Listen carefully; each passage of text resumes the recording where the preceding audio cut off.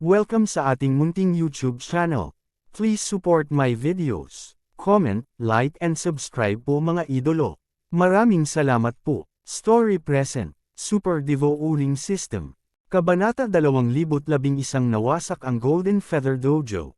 Dahil naisip ni Yeshua na kailangan niyang mag-upgrade sa mababang paraan, at natatakot na ang magic value ay umabot sa 100, ngunit mula nang maabot ang tuktok ng Holy Emperor, ang magic value ay tila tumigil. Pagkatapos niyang makapasok sa kalahating hakbang na Tianjun, ang magic value ay nawala ng walang bakas. Sa madaling salita, ang kasalukuyang Yezuan ay mabilis na makakalusot. Gayunpaman, maliban kung maabot mo ang kaharian ng walang talo na makalangit na monarko, hindi ka magkakaroon ng paraan upang masira ang ikalawang layer ng langit. Siyempre, kung gagamitin mo ang teleportation array, maaari kang mag-teleport sa Triple Heaven. Sa ngayon, ipinapadala ni Yezuan ang Sword Fairy Clone para pumunta sa teleportation formation ng Sanchong Tian. Sa kanyang kaharian ng Heavenly Sovereign, kahit ang Invincible Heavenly Sovereign ay hindi makakatulong sa kanya, lalo pa ang Sword Immortal Clone na ipinadala. May mga master ng half-step na antas ng Daojun doon, kaya gusto ni Yezuan na pumunta doon at tingnan.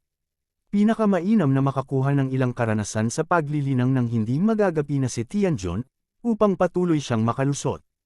Tungkol dito, ito ay upang patuloy na umunlad. Ding, natapos na ng host ang ikalimang link ng Zhongmen Chain Quest, at gagantimpalaan ka ng system ng bloodline ng Undying Divine Phoenix para umabant ng isang beses. Nang tumunog ang system prompt na ito, nagliwanag ang mga mata ni Yezuan. Ang bloodline ng Undying Divine Phoenix ay talagang sumulong. Nakapag-advance siya ng 5 undead clone dati, at kung umabant siya ng 3 beses para makakuha ng clone, 6 na beses na siyang umabant, at kaya niyang mag-condense muli ng clone. Sa kasalukuyan, mayroong 5 sa kanyang Diyos at mga clone, ang isa ay nasa mortal na mundo, 3 ang pinagsama, at ngayon ay may isa pa, hiniling sa kanya ni Yezuan na magtago sa unang layer. Kasabay nito, lumitaw din ang ika-6 na quest ng Zhongmen Chain Quest. Ang gawaing ito ay nangangailangan ng Yezuan mismo na maabot ang kaharian ng kalahating hakbang na Daojun, at may mataas na antas na walang talo na Tianjun na may 107 star na kwalifikasyon. Bakit ang hirap ng gawaing ito ay mas mataas kaysa sa mga naunang gawain? Dahil ba sa mabilis kong natapos? Medyo nalilito si Yezuan sa sitwasyon. Dahil ito ang kaso, ang gawaing ito ay dapat na pansamantalang ihinto. Ang kaharian ng isang kalahating hakbang na dawist ay hindi napakadaling makamit. Sa puntong ito, ang Sword Immortal Clone ay nai-teleport na sa Third Heaven, at pagkatapos ay handa na si Yezuan na hayaang lumitaw muli si Luoluo, na nakalusot sa high-level Heavenly Monarch. Gayunpaman, sa oras na ito, ding, ang bloodline ng Tianyanho ay nagsimulang pumasok sa ikalawang yugto, at si Luoluo ay pumasok na sa dormant period. Biglang, isang system prompt ang tumunog, na ikinamatay ni Yezuan sa gulat. Mayroon pa bang pangalawang yugto sa bloodline ng Tianyanho sa katawan ni Luoluo? Si Luoluo ay isa na ngayong ika-8 ranggo na Tianjun. Kung maaari niyang patuloy na gisingin ang kanyang kadugo, tiyak na lalakas ang kanyang lakas. Napaisip si Yezuan sa kanyang sarili. Ngayon siya ay nasa kaharian ng Heavenly Sovereign mismo. Bagamat hindi pa siya nakipaglaban sa Invincible Heavenly Sovereign, ayon sa nakaraang sitwasyon, dapat ay walang kalaban sa ilalim ng Half-Step Dao Sovereign. Higit pa rito, mayroong Shulao, Black Horn, at Megatron. Matapos dumating ang Sword Immortal Clone sa Sanchong Tian, nagpunta lang siya para hanapin ang target. Gusto niyang kontrolin ang isang walang talo na Heavenly Monarch, at pagkatapos ay nagkaroon ng cultivation experience. Sayang lang at medyo lampas sa inaasahan niya. Ang mga sumunod na nangyari. Matapos makapasok sa Triple Heaven, nakilala ng Sword Immortal Clone ang isang first-rank Invincible Heavenly Monarch, ngunit nakakagulat na ang first-rank Heavenly Monarch's Sword Immortal Clone ay nakipag-away lamang sa kanya hanggang sa isang draw. Kung hindi dahil sa Sword Immortal Clone na may hindi magagapi na katawan, baka matalo pa ito. Ang taong ito kaya ay isang super elite ng ilang malalaking kapangyarihan. Hindi ito pinaniwalaan ni Yezuan, at agad na hinayaan ang Sword Immortal Clone na magpatuloy sa paghahanap, at pagkatapos ay nakatagpo ng isang hindi magagapi na Heavenly Monarch. Nagulat si Yezuan, hindi niya natulungan ang kabilang partido. Ganyan ba kalakas ang lahat ng mga tao sa Threefold Heaven? Patuloy na hinayaan ni Yezuan ang Sword Immortal clone na hanapin ito. Sa wakas ay ginamit niya ang paraan ng pagkonsumo upang ubusin ang isang walang talo na Heavenly Monarch na buhay at mahuli siya ng buhay. Lumalabas na ang pagpunta mula sa Heavenly Monarch tungo sa Invincible Heavenly Sovereign ay isang hakbang pataas sa langit, at kahit na ang 10,009 rank Heavenly Sovereign ay hindi maaaring malampasan ang isang Invincible Heavenly Sovereign. Ang invincibility ng Invincible Emperor, ganyan ang dating. Ngunit sa kabutihang palad, sa wakas ay nahuli ni Yezuan ang isang Invincible Heavenly Monarch, at pagkatapos ay hiniling kay Megatron na habarin siya ng kanyang karanasan sa cultivation. Ang kaharian ni Yezuan ay direktang umabot sa ika-6 na baitang Tianjun. Dahil iba-iba ang paraan ng paglilinang ng bawat isa, hindi maaaring 100% na dambungin ni Yezuan ang karanasan ng bawat isa sa paglilinang. At nararapat na banggitin dito na hindi ito gumagamit ng mga mapagkukunan ng paglilinang upang mapabuti, kaya ang kaharian ng Hejiao, Shulao at iba pa ay pareho kay Yezuan. Sa kasong ito, ang lakas ni Shulao ay hindi makakasabay sa akin at kay Hejiao. Bahagyang naningkit ang mga mata ni Yezuan, ngunit hindi mahalaga, ang lakas ni Old Shu ay kaya pa ring pigilan ng mga manunood. Gayunpaman, kahit si Yezuan, na nakalusot sa ika-6 na ranggo na Tianjun, ay patuloy pa ring bumababa sa kanyang kakayahang hamanin ang antas. Ang Sword Immortal clone ng first rank Heavenly Monarch ay nagawang mahuli ang isang Invincible Heavenly Sovereign. Sa kaharian ng Invincible Heavenly Sovereign, ang agwat sa pagitan ng bawat ranggo ay napakalaki, kaya si Yezuan, ang ika-6 na ranggo na Heavenly Sovereign, ay tinatansyang higit sa ika-3 ranggo na Heavenly Invincible Heaven. Ikaw ay halos. Sa oras na ito, hinayaan na ni Yezuan ang pag-clone ng Sword Immortal na pumunta sa Jinyu Dojo. Gayunpaman, ito ay isang bagay na hindi niya inaasahan. On the way to the Jinyu Dojo, bigla siyang may nalaman na balita. Ang Golden Feather Dojo ay nawasak. Ang master ng Jinyu Dojo, ang half-step na Daojun level master na si Jinyu ay pinatay, at wala ng buhay sa buong sekta. Sinasabing upang sirain ang kapangyarihan ng Jinyu Dojo, isang malaking bilang ng mga master ang ipinadala upang ulihin ang lahat ng miyembro ng sangay ng Jinyu Dojo. At ang puwersang Sum-Iris sa Jinyu Dojo ay tinawag na Feihong Dojo. Mayroon din itong mga master ng half-step Daoist, ngunit ito ay mas malakas kaysa sa Jinyu Dojo. Talagang nagkatotoo ang mga salita ng Daoist Jinyu. Bakit nila pinukaw ang malakas na kaaway na ito? Medyo nalilito si Yezuan sa sitwasyon. Sa susunod na sandali, itinuon niya ang kanyang atensyon sa isang bagay sa lumulunok na espasyo. Iyon, ang hugis espada na token na ibinigay sa kanya ng Daoist Jinyu. Gayunpaman, sa sandaling ito, boom! Biglang, isang malakas na ingay ang nahulog sa tainga ni Yezuan. Anong nangyari? Medyo kakaiba si Yezuan. Binuksan niya ang kanyang mga mata at nakita niyang sira na ang defensive formation ni Lianian Dojo. EMF, isang sekta na hindi kahit kalahating hakbang na Daoist, ay naglalakas loob na tawagin ang sarili na isang dojo. Biglang tumunog ang malamig na ungol, dumilat si Yezuan at nakita ang isang binata na nakatayo sa langit, nakatayo sa harapan niya. Matapos makapasok sa kaharian na ito, ang Diyos ni Yezuan ay umupo sa pasukan ng Lianian Dojo. Ngayon, nasira ang defensive formation at siya ay natuklasan. Invincible Heavenly Monarch. Kinaikit ni Yezuan ang kanyang mga mata at naramdaman ang hininga ng kabilang partido. Hindi bababasa, ito ay ang ikatlong ranggo na walang talo na emperador. Kamahalan, may problema ba? Tanong ni Yezuan. Ito ang tarangkahan ng bundok ng iyong Lianian Dojo. Panoorin akong pumasok at patayin ang iyong Dao Master. Ipaalam sa iyo na sa hinaharap, magkakaroon lamang ng isang dojo sa Ershangtian, at iyon ay ang ating Feihong Dojo. Nang matapos magsalita ang binata, dumiretso na itong pumasok sa bakana ng paglunok. Kabanata 2012 Flying Star Sword Order. Ito ay hanggal. Walang magawang umiling si Yezuan, at pagkatapos ayusin ang isang defensive formation, ibinaon niya ang kanyang isipan sa paglunok. Ang binata na pumasok ay agad niyang pinigilan at hindi makagalaw, bahala na siya, kahit na pumasok ang walang talo na Heavenly Monarch ng 9th rank, magiging parang langgam pa rin siya. Anong nangyayari? Bakit hindi ako makagalaw? Gulat na gulat ang binata. Sa oras na ito, biglang tumungo si Yezuan sa devouring space at sinabing, natural iyon, dahil teritoryo ko ito, kaya ako ang bahala. Ikaw ba? Tiningnan ito ng binata, hindi ba ito ang pang-anim na ranggo na Tianjun na malapit sa pasukan? Bago niya matapos ang kanyang sorpresa, nagtanong si Yezuan, taga Feihong Dojo ka ba? Now that you know, you dare to trap me. Sinaman siya ng tingin ng binata. Nako, huwag mong subukang magbanta, Megatron, iiwan ko ito sa iyo. Pagkatapos magsalita ni Yezuan, direktang hiniling niya kay Megatron na hanapin ang kaluluwa ng binata. Bagaman ang bilis ng paghahanap ng kaluluwa ay mabagal, ngunit sa kabutihang palad sa espasyong lumalamon, wala pang isang segundo, natanggal ni Megatron ang memorya at karanasan sa paglilinang ng taong ito.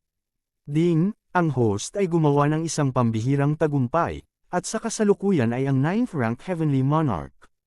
Ang lakas ni Yezuan ay muling tumaas. Kasabay nito, nalaman din niya ang pagkakakilanlan ng binatang ito, na naging alagad pala ni Feihong Dojo. Ang Feihong Dojo ang puwersang samaira sa Jinyu Dojo, at ang disipulong ito, tulad ng iba, ay pumunta sa Ershangtian at banihag ang lahat ng tao sa Jinyu Dojo. Nagkataong napadaan siya sa lugar na ito at nalaman ang tungkol sa Lianyan Dojo. Ang isang dojo ay dapat may kalahating hakbang na dawis na namamahala bago ito matawag na dojo. At kahit na ang pinakamalakas sa Cloud Dojo ay wala man lang ang Invincible Heavenly Monarch, anong mga kwalifikasyon ang matawag na dojo? Sa makatuwid, nais ng taong ito na sirain ang dawis na si Lianyan, ang ignorante na kapwa. Sa hindi inaasahang pagkakataon, nahulog siya sa hukay. Pagkatapos, direktang ibinigay ni Yezuan ang taong ito kay Megatron para itapon.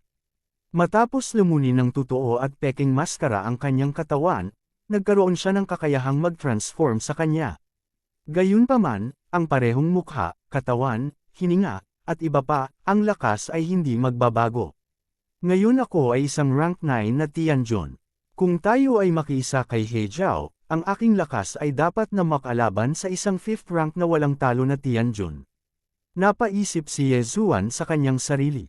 Malaki ang pagkakaiba ng Tianjun at Invincible Tianjun, kaya ang kanyang kakayahan sa paglukso sa hamon ay lubhang lumiit. Narinig ko na may malaking gap din sa pagitan ng Invincible Tianjun at Banbu Daojun. Sa oras na ito, ang Diyos ni Yezuan ay naipadala na rin, direkta sa pamamagitan ng teleportation array, at nag-teleport sa Sanjongtian. Pagkatapos, nag-transform siya sa Feihong Dojo na disipulo na nagngangalang Buying na may tunay at peking maskara. Ngayon, pupunta siya sa Feihong Dojo para imbestigahan ang pagkawasak ng Jinyu Dojo. Gayunpaman, ang paglalakbay ay tumagal ng 1 buwan. Dahil hindi na kailangang linangin ang mga tagumpay sa mapagkukunan ngayon, maaari pa ring masayang ang oras para kay Yezuan. Makalipas ang 1 buwan, sa wakas ay natagpuan ni Yezuan ang Feihong Dojo.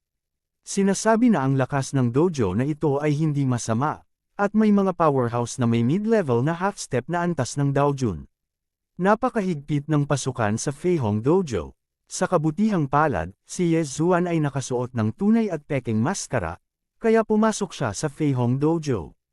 Sa pagkakataong ito, narito siya para imbestigahan ang bagay na ito, at hindi ko alam kung magiging maayos ito. Pagkapasok, hinubad niya ang totoo at peking maskara, at pagkatapos ay isinuot ang Void Spirit Armor. Ang Imaginary God Armor ay may kakayahang maging invisible, at hindi ito mahahanap ng mga ordinaryong tao. Bagamat sinasabing hindi ganoon kalakas ang kanyang kasalukuyang lakas, pagkatapos na maisuot ang Void Spirit Armor, kahit isang half-step na dawist ay hindi siya mahahanap. Sa susunod na yugto ng panahon, talagang nakakita siya ng ilang mga pahiwatig para sa kanyang pagsisiyasat, ngunit iyon ay makalipas ang 1 buwan. Oo naman, ang dahilan kung bakit nawasak ang Jinyu Dojo ay dahil sa Flying Star Sword Order. Nagliwanag ang mga mata ni Yezuan. Sa katunayan, ang pagtatago ng bagay na ito ay hindi napakahusay. Alam ito ng ilang mga elite na disipulo, hindi pa banggitin ang mga tagapagtanggol at matatanda ng Dharma. Gayunpaman, hindi alam ni Yezuan ang layunin ng Flying Star Sword Order na ito sa ngayon. Natatakot ako na ang senior management lang ng Feihong Dojo ang makakaintindi nito. Ang mga alagad na iyon ay alam lamang kung ano ang hahanapin. Dati akong disipulo ng Jinyu Dojo, at pagkatapos ay dahil sa Jinyu Daoist, na-trigger ko ang sistema ng sekta upang buksan ang gawain, kaya kailangan pang ipaghiganti ang paghihiganting ito. Napaisip si Yezuan sa kanyang sarili. Para naman sa mga disipulong Jinyu Dojo na nahuli sa Feihong Dojo, hindi niya sila mailigtas pansamantala.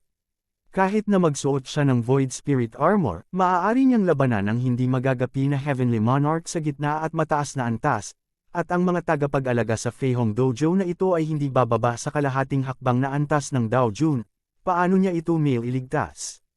Gayunpaman, hindi niya iniwan ang Feihong Dojo, ngunit patuloy na nagtago sa Feihong Dojo na ito. Huwag kalimutan, ang Sword Immortal Avatar ay nasa ikatlong langit din, kinokontrol ni Yezuan ang Sword Immortal Avatar, lumayo kay Feihong Dojo, at pagkatapos ay nagkalat ng tsismis. Ang ikasyam na Flying Star Sword Order ay lumitaw sa Sihei Valley. Sa sandaling lumabas ang tsismis na ito, agad itong nagdulot ng malaking pagkabigla, dahil nalaman din ng maraming malalaking puwersa na hinahanap ni Feihong Dojo ang Fishing Sword Order na ito. Sa ngayon, maraming tao ang ipinadala, lahat sila ay gustong makuha itong Flying Star Sword Order, at pagkatapos ay ibigay ito kay Feihong Dojo. Kung gusto mong manghuli ng kayamanan, kailangan mong bayaran ang presyo ng dugo. Nanliit ang mga mata ni Yezuan, at ang Sword Immortal Clone ay nakatago na sa Sihei Valley. Oo naman, hindi nagtagal ay may dumating na. Ang Sihei Valley na ito ay hindi kalakihan, at mabilis itong maiikot, ngunit si Yezuan ay napakatalino at nagtayo ng isang portal upang lumunok ng espasyo. Ang mga makakahanap ng portal ay papasok dito pagkatapos ng ilang pag-aatubili. Sa ganitong paraan, naging pagong sila sa urn. Walang sinumang pumasok sa antas ng Invincible Heavenly Monarch ang nakaalis ng ligtas at agad na napigilan. Sa ganitong paraan, muling napabuti ang karanasan ni Yezuan. Sa napakaraming karanasan sa cultivation ng mga tao, ang kaharian ni Yezuan ay direktang bumagsak mula sa 9th rank Heavenly Monarch hanggang sa 9th rank Invincible Heavenly Monarch. Nakakamangha talaga ang bilis na ito. Ito ay talagang tungkol sa kasinungalingan. Ako ay tumaas sa 9 na antas sa loob ng ilang araw, at ito ay imposible upang ilagay ito bago. Nasira si Yezuan Li, ang 9th rank Invincible Emperor, kasama ang Imaginary God Armor at iba't ibang bloodline. Ang kanyang kasalukuyang lakas ay tinatayang kayang lumaban sa kalahating hakbang na Dao Jun. Eksakto, ano ba talaga ang gusto mo? Nang makalusot siya sa 9th rank Invincible Emperor, isang malakas na aura ang biglang dumating, at pagkatapos na manood ng ilang sandali sa pintuan ng paglunok, pumasok siya. May isa pang matabang tupa, at gagamitin kita sa pagsasanay. Napaisip si Yezuan sa kanyang sarili. Ngayon, gusto niya talagang makahanap ng kalahating hakbang na dawis na makakalaban. Ngayong pumasok ang taong ito, maaari niya muna itong sugpuin, at pagkatapos ay hanapin siya upang magsanay. Sa hindi inaasahan, ang kalahating hakbang na dawis na ito ay hindi madaling guluhin. Ang kalahating hakbang na dawis na pumasok sa lumalamon na espasyo ay biglang nakaramdam ng kakaiba, at inalis niya ang pagpigil ni Yezuan sa isang iglap, at pagkatapos ay naglaslas gamit ang isang espada. Isang apoy ng enerhiya ng espada ang bumusag sa kawalan. Kabanata 2013 Transaksyon. Huho. Ito ay hindi maisip na ang espada ng taong ito ay aktwal na nahati ang lumulunok na espasyo, na lumilikha ng isang puwang. Ding, nasira ang lugar ng paglunok. Ang kasalukuyang antas ng pinsala ay 3%, at ang normal na oras ng pagkumpuni ay 3 taon. Nang marinig ito, si Yezuan ay natigilan saglit. Ito ang unang pagkakataon na nasira ang lugar ng paglunok. Kung ang pinsala ay umabot sa 100%, ito ba ay babagsak? Huwag, hindi naman ganito. Masyadong walang muwang si Yezuan para isipin na kung ang pinsala ay umabot sa 60%, ang devouring space ay direktang babagsak. Nakahiga sa isang malaking uka, kung tagkarin mo pa ng ilang espada, magiging abala ako. Natakot si Yezuan, at mabilis itong niyugyug palabas ng pasukan, hinayaan siyang bumalik sa labas ng mundo. Nga pala, bumalik ka sa nakaraan. Naisip ito ni Yezuan, at nagmamadaling bumalik sa nakaraan upang bumalik sa nakaraan. Pero sa sumunod na sandali, nabigla na naman siya. Matapos bumalik sa nakaraan, ang pinsala sa devouring space ay hindi pa naayos. Sa madaling salita, ang pagbabalik sa nakaraan ay walang silbi para sa paglunok ng espasyo. Ngunit ito ay makatwiran din, pagkatapos ng lahat, ang espasyo sa paglunok ay ang puwang para sa paglunok ng sistema, at ang kasanayan sa pag-rewinding ng oras ay ang kakayahan lamang ng dugo. Aabutin ng 3 taon para maayos ito. Nagmura si Yezuan sa kanyang puso. Noong una, gusto niyang sugpuin ang kalahating hakbang na dawist, ngunit hindi niya inaasahan na ang pagnanakaw ng manok ay hindi maibabalik ang bigas, na isang malaking kawalan. Ang paghihiganting ito ay dapat ipaghiganti. Sa ngayon, naghihintay si Yezuan dito, naghihintay na dumating ang kalahating hakbang na dawist. Malaki rin daw ang agwat sa pagitan ng walang talo na Tianjun at ng kalahating hakbang na dawist. Kahit na mayroong 10,000 9th rank Invincible Tianjun, hindi nila kayang talunin ang isang half-step na dawist. Ginagawa nitong mahirap para kay Yezuan na maunawaan. Banbo Daojun, sinasabing naunawaan na niya ang isang uri ng tao, at ang kanyang lakas ay 100 beses na mas malakas kaysa sa hindi magagapi na emperador. Kahit na mayroong 10,000 ikasyam na ranggo na hindi matatalo ng mga emperador, hindi nila kayang talunin ang isang kalahating hakbang na dawist. Gusto kong makita kung ito ay totoo. Iyon lang, napaisip si Yezuan sa kanyang sarili. Gayunpaman, ang nanatili sa Sihei Valley sa panahong ito ay hindi na ang kanyang Diyos, kundi ang Sword Immortal clone. Bagamat talagang gusto niyang hamunin ito, naramdaman ni Yezuan na kailangan pa niyang gamitin ang Sword Immortal clone para subukan ito. Kung may pagkakataon, ipapadala muli ang bathala. Pagkatapos ng lahat, ang Sword Immortal clone ay hindi maaaring magsuot ng Void Spirit Armor, at ang lakas nito ay mas masahol pa kaysa sa Diyos. Hindi lang pwedeng mamatay. Hindi nagtagal, dumating ang half-step dawist. Anak, ano ang nasa kabilang dulo ng portal na ito?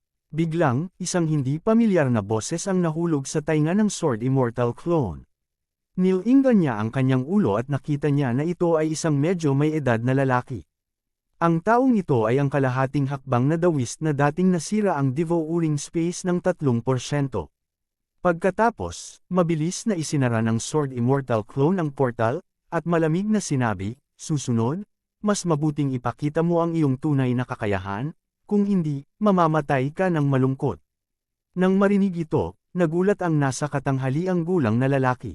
Ano ang sitwasyon? Ang isang 9th rank Invincible Heavenly Monarcha ay naglakas loob na magsabi ng tama.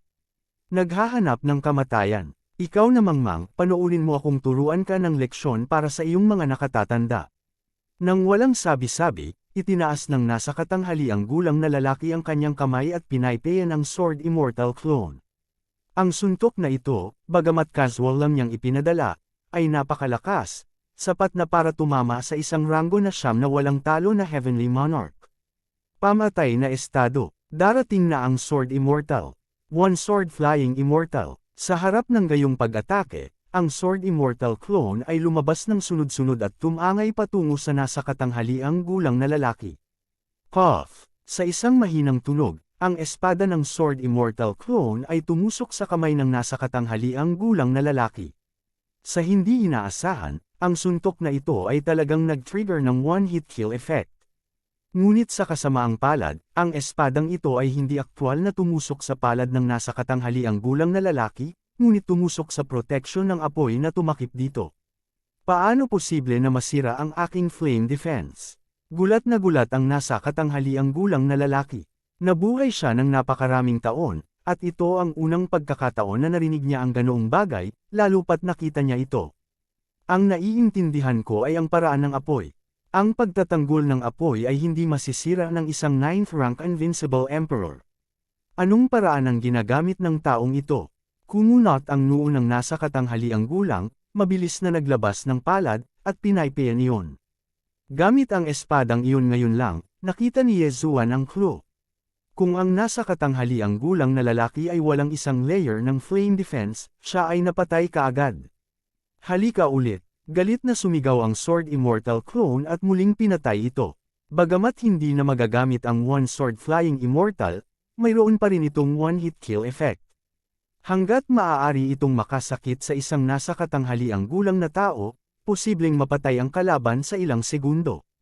Biglang nawala yung portal. Dapat kung ano yung ginawa mo. Baka nasa kamay mo yung Flying Star Sword Order. Nang matapos magsalita ang nasa katanghaliang gulang na lalaki, ginawa niya ang kanyang makakaya. Nakakalungkot lang na ang Sword Immortal clone ay ang tunay na walang talo na Heavenly Monarch, at kahit na ang isang nasa katanghaliang gulang na tao na nakaabot sa half-step the Whist level ay hindi makakasakit sa Sword Immortal clone. Boom! Boom! Boom! Ang paggalaw sa Sihei Valley ay napakalakas, halos lahat ng tunog ng Sword Immortal clone ay pinalo. Habang lumalaban ang nasa katanghaliang gulang na lalaki, mas naramdaman niyang may mali. Paano makakayanan ng isang walang talo na Heavenly Monarch ang napakaraming pag-atake? Ito ay imposible. Kahit kahanga-hanga ang pangangatawan ng kalaban, hindi naman pwedeng buo ang damit, di ba? Ang naiintindihan ko ay ang daw ng apoy. Ang kapangyarihan sa pag-atake ay kabilang sa pinakamahusay, at hindi ka nito masasaktan kahit kaunti. Ano ka ba? Naguguluhang tanong ng medyo may edad na. Dahil hindi mo ako kayang saktan, bakit hindi tayo gumawa ng deal? Ang Sword Immortal clone ay umakyat mula sa lupa at sinabing mabagal. Ikaw, qualified ka bang makipag-deal sa akin? Malamig na bumantong hininga ang medyo may edad na. Naku, parang ayaw mong malaman kung nasaan ang Flying Star Sword Order. Umiling ang Sword Immortal clone. Order ng Flying Star Sword. Matapos marinig ang pangalang ito, ang katawan ng nasa katanghaliang gulang na lalaki ay nanginginig ng husto, at sinabing, alam mo talaga ang Flying Star Sword Order, pabayaan mo, sabihin sa akin kung paano mo gustong makipagkalakalan. Napakasimple ng kahilingan ko, ako na ngayon ang 9th rank Invincible Heavenly Monarch. Basta't sasabihin mo sa akin ang paraan ng paglusot sa half-step the Whist Monarch, sasabihin ko sa iyo ang kinaroroonan ng Flying Star Sword Order. Sabi ng Sword Immortal clone. Napakasimple. Nagtaas ng kilay ang middle-aged na lalaki. Ang paraan ng paglusot sa kalahating hakbang na Daojun ay talagang hindi masyadong nakatago, at ang ikasyam na ranggo na walang talo na si Tianjun na may kaunting katayuan ay talagang alam ito. Si Yezuan, sa katunayan, ay maaari ding pumunta sa mga taong ito at alamin. Ngunit hindi na ito kailangan dahil mayroon siyang kakayahan na bumalik sa nakaraan, hanggat tinanong niya ang pamamaraan, pagkatapos ay maaari siyang bumalik sa nakaraan, kaya hindi ito binibilang bilang isang pakikitungo sa kabilang partido. Hindi alintana kung ang sinabi ni Yezuan ay totoo o hindi, ang mga nasa katanghaliang gulang ay kailangang subukan ito. Ang Invincible Tianjun at Banbu Daojun ay talagang magkaiba sa isang bagay, iyon ay Dao. Hanggat naiintindihan mo ang Dao, pagkatapos ay makakalusot ka sa kalahating hakbang na Daojun. Paliwanag ng medyo may edad na. Alam ko ito, paano ko maiintindihan ang tao? Tanong ni Jansayan clone. Ang naiintindihan ko ay tinatawag na Dao of Raging Fire, na isa sa daan-daang libong mga daanan. Napagtanto ko lang ito pagkatapos na gumugol ng daan-daang libong taon sa isang lugar ng matinding apoy. Pagkatapos kong maunawaan ang Dao, ito ay mamumuo sa aking katawan. Dao Species. Kabanata 2014 na Half-Step Daojun. Nagpatuloy ang nasa katanghaliang gulang na lalaki, syempre, maaari mo ring i-condense ang isang binhi ng Dao sa pamamagitan ng paglunok ng maraming uri ng apoy na kayamanan mula sa langit at lupa, pati na rin ang paglilinang ng mga taktika ng Dao. Pagkatapos pakinggan ito, medyo naunawaan ni Yezuan, at muling nagtanong, 100,000 daanan? Mayroon bang 100,000 uri ng Dao? Natural yun. Bukod sa Fire Path, meron ding Ice Path, Lightning Path, Blast Path, etc. However, among the 100,000 paths, 3,000 paths lang ang pwedeng i-promote sa Avanos. Among the 3,000 paths, 99 paths lang, ng Dacheng, mayroon kang pagkakataon na magsanay sa Dao kung magtagumpay ka. Maaari kang maging isang Daoist na ang may Fire Dao ay ang prototype ng Holy Dao, kaya maaari mong pagbutihin ang lahat ng paraan. Nakikita ko, ngayon, naintindihan na ni Yezuan. Palagi niyang nakakalimutan ang isang bagay noon, sa Immortal Level Devouring System, mayroon ding martial arts na maaaring ipagpalit. Ang martial arts sa kalahating hakbang na antas ng Daojun ay tinatawag na Daoju, na maaaring linangin upang maging isang binhi ng Dao. Kung walang problema, oras na ba para tuparin ang pangako mo? Singkit na mga mata ang tanong ng medyo may edad na. Hindi pa tapos, kailangan ko pa ang cultivation experience mo, wag mong sabihing wala ka. Sabi ni Yezuan, ang isang kalahating hakbang na Daoist ay sapat na upang magtatag ng isang dojo, at dapat mayroong mga clansmen. Natural na itatala niya ang kanyang karanasan sa paglilinang para maunawaan ng mga angkan. Kung gusto mo, ibibigay ko sa iyo. Ang nasa katanghaliang gulang na lalaki ay naglabas ng isang jade eyelet ng napakadali. Para sa kanya, maaari siyang magkaroon ng hanggat gusto niya. Matapos makuha ni Yezuan ang Yutong Jane, agad niya itong sinulyapan at kinopya ito sa Immortal Level Devouring System. Pagkatapos, diretso niyang ginamit ang Time Rewind skill para bumalik sa panahon bago magkita ang dalawa. Hindi nagtagal, nagkita silang muli, ngunit sa pagkakataong ito ay hindi nakilala ng nasa katanghaliang gulang na lalaki si Yezuan.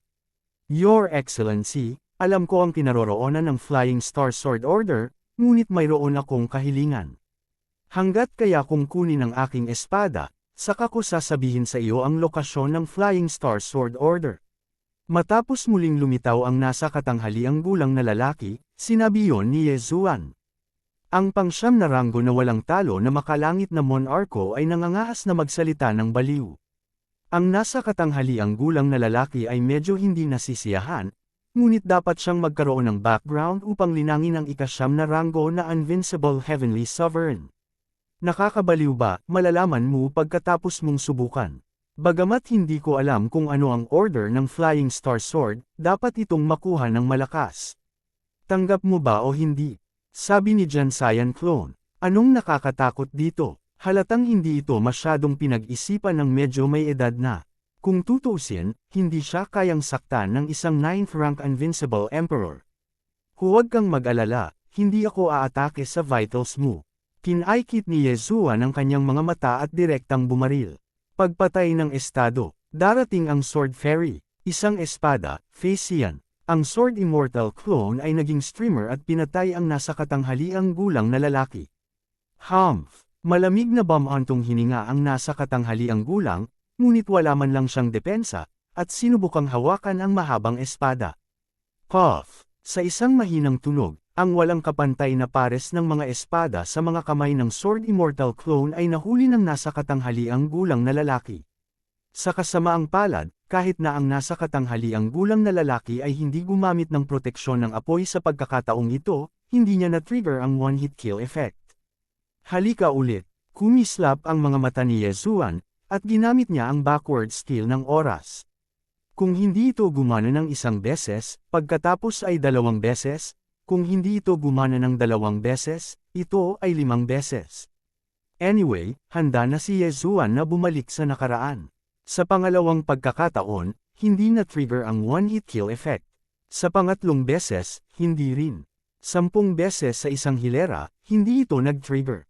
Sa kawalan ng pag-asa, si Yezuan ay walang pagpipilian kundi ang lumabas bilang isang Diyos, magsuot ng Void Spirit Armor, at pagkatapos ay maghintay dito na may one-hit kill sword.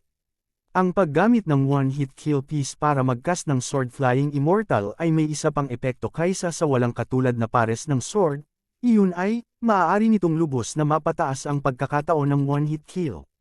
Sa pagkakataong ito, lampas ito sa inaasahan ni Yezuan. Ding, nag-trigger ang host ng one-hit kill effect.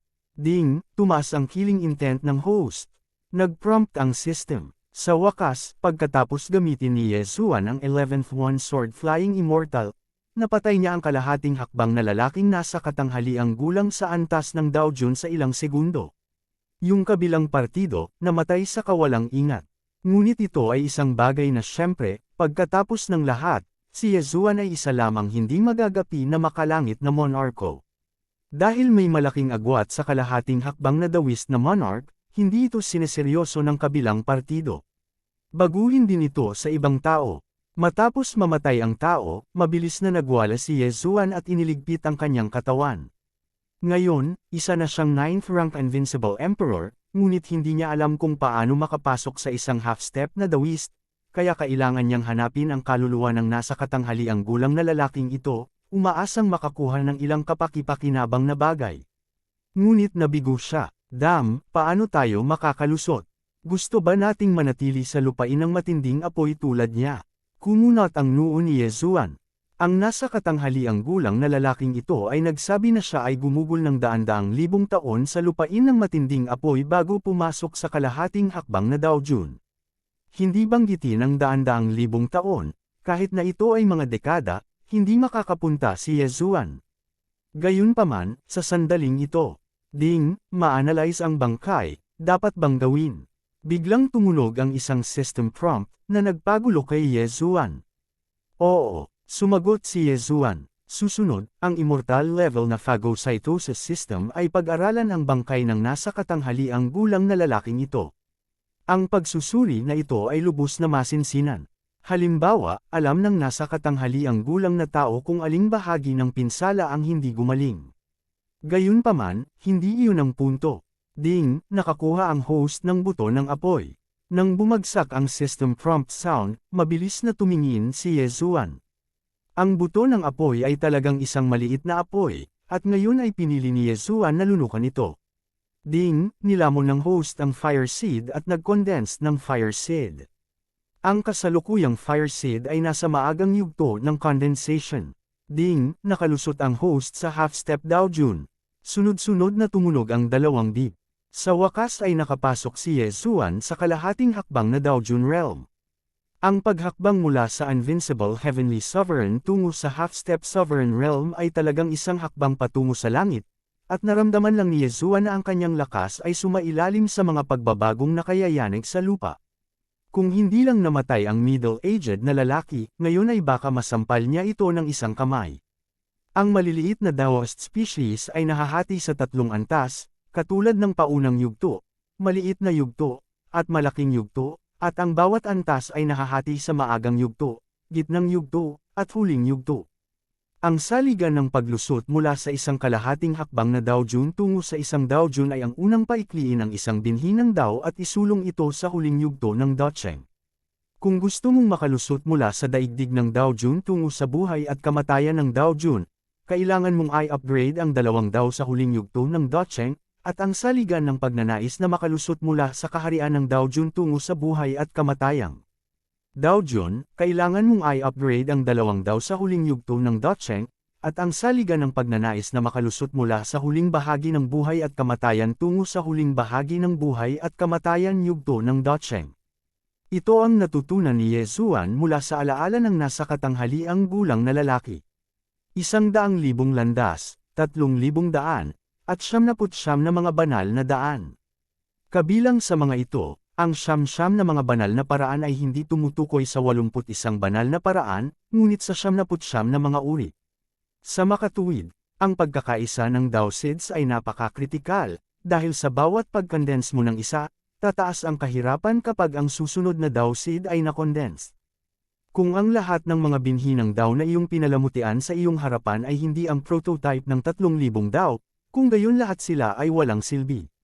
Dahil tanging ang mga buto ng Dao na nagpapalapot sa 3,000 mga prototype ng Dao ang kwalipikadong makalusot sa Daojun. Sa parehong paraan, tanging ang panimulang binhi lamang ng banal na Dao ang maaaring makalusot sa Daojun ng buhay at kamatayan.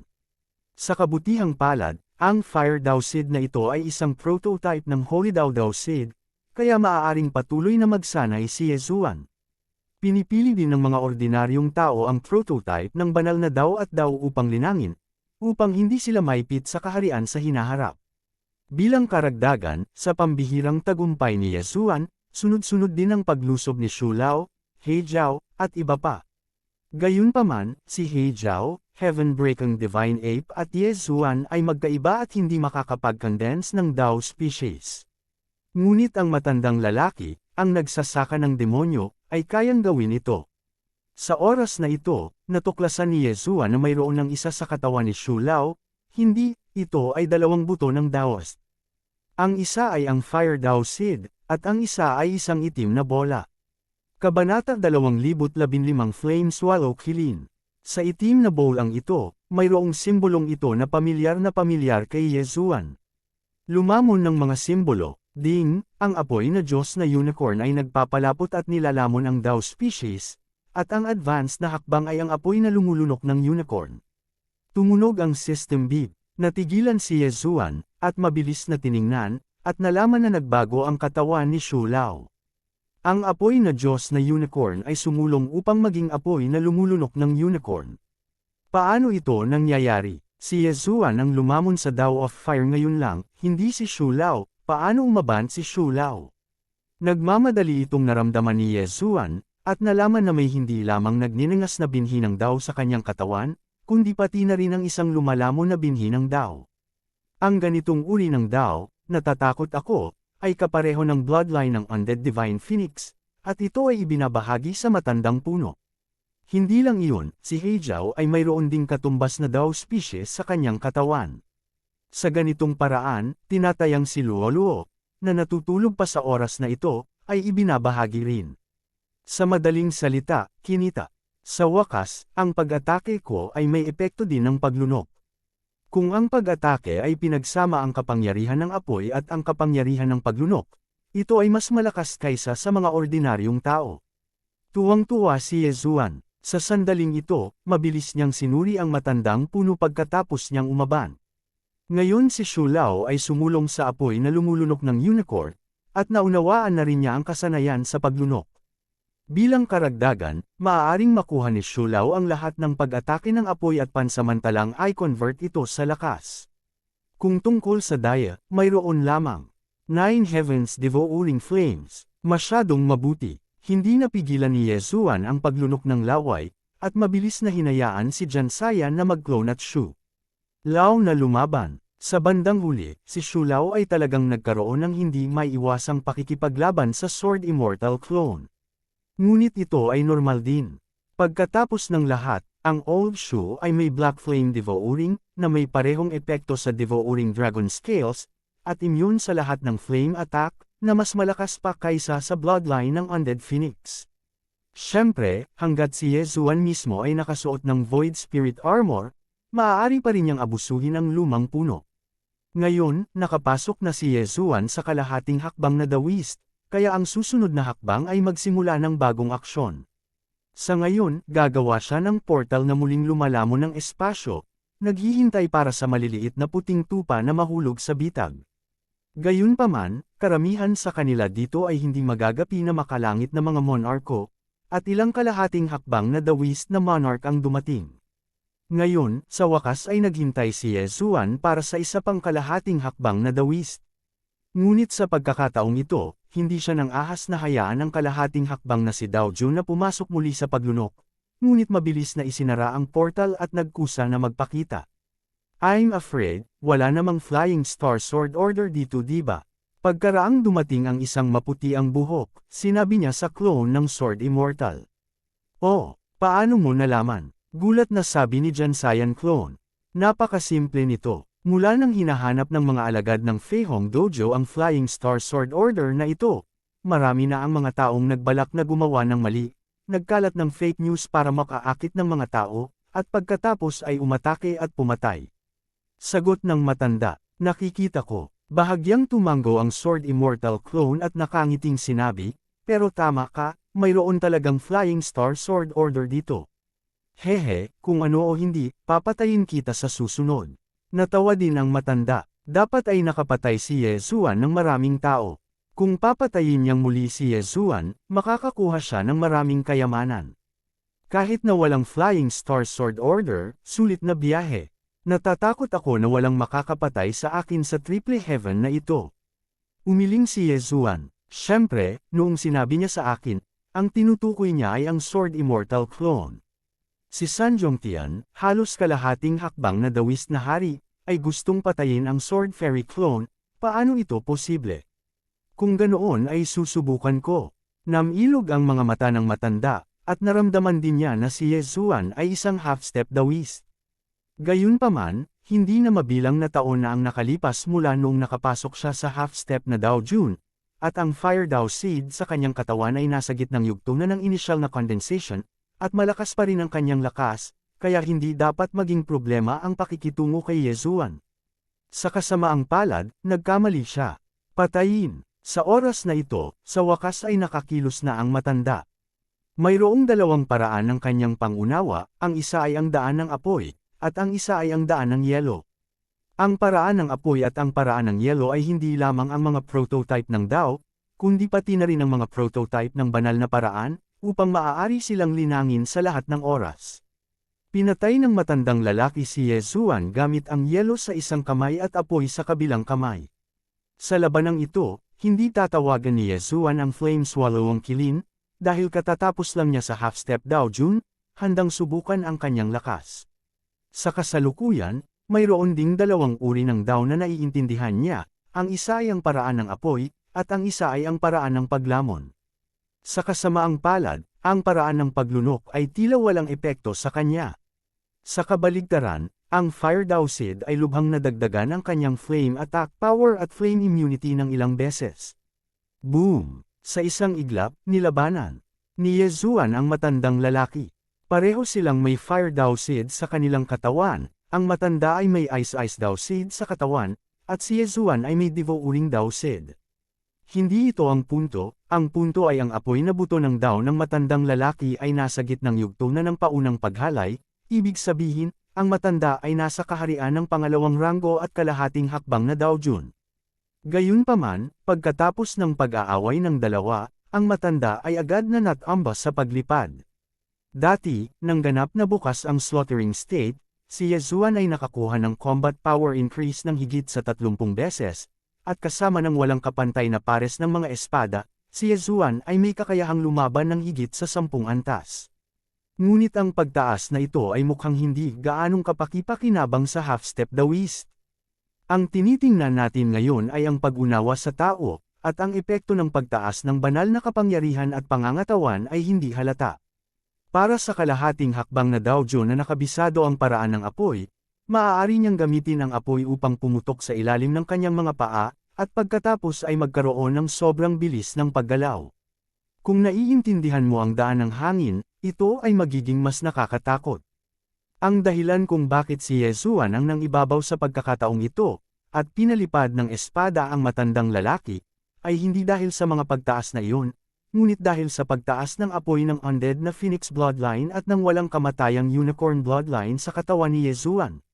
Bagamat ang cultivation base ay mas mababa kaysa sa kalaban, pagkatapos ng pagdami ni Yezuan sa dugo ng undead Phoenix at sa dugo ng immortal na unicorn, ang kapangyarihan ng apoy ay mas malakas pa kaysa sa matanda ng second rank half-step na Dao Jun, para masira niya ang flame defense ng kalaban gamit ang isang espada.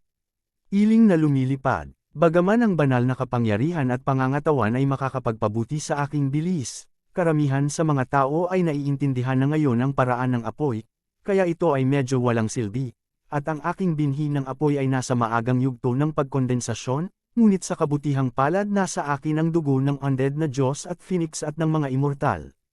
Naisip ni Yezuan sa kanyang sarili, tila ang susunod na pinakamagandang bagay ay palakasin ang dugo ni Shan Mokilin at ang dugo ng undead Divine Phoenix. Kung ang estado ng pagpatay at ang pagpapalakas ng one-hit kill sword ay nagkaroon din ng epekto sa Dao, kung gayon ang espada ngayon ay sapat na upang laslasin ang 10 matandang lalaki hanggang mamatay. Nang makita ng matanda na siya ay natalo sa unang suntok, agad niyang naunawaan na si Yezuan ay hindi isang taong magalit, at nagmamadaling tumalikod at umalis.